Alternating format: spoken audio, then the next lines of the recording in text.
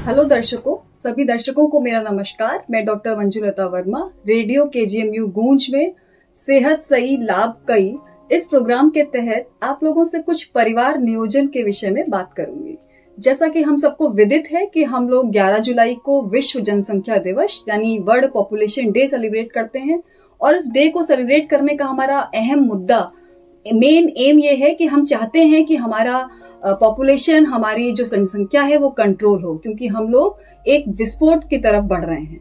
ऐसे में परिवार नियोजन एक ऐसा तरीका है जो आपको पर्सनल के साथ साथ सोसाइटल मतलब सामाजिक बेनिफिट भी देगा। परिवार नियोजन करने के लिए आपके पास स्थायी और अस्थायी दो तरीके उपलब्ध हैं।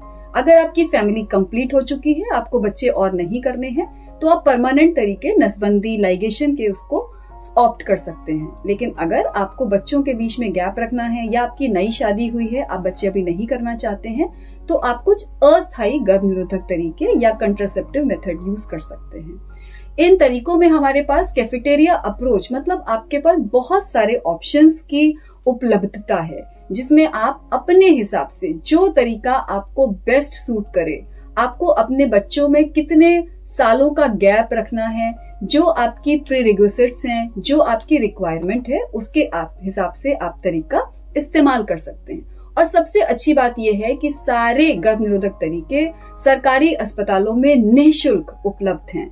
अगर आप सरकारी अस्पतालों में डॉक्टर को विजिट करते हैं, आप उनसे अपने गर्भ निरोधक तरीकों की रिक्वायरमेंट, अपने सारी दिक्कतें, अपने सारे यूज, ये सब पूछ सकते हैं, डिस्कस कर सकते हैं और फिर उस तरीके का इस्तेमाल कर सकते हैं। तरीकों में आपको ब्रीफ में बताना चाहूंगी कि आपके पास बैरियर मेथड यानी कॉन्डोम का तरीका, गोलियों का ऑप्शन या कॉपर टी और एक इंजेक्शंस भी आते हैं जो गर्भ निरोधक तरीकों के तरीके से इस्तेमाल किए जा सकते हैं।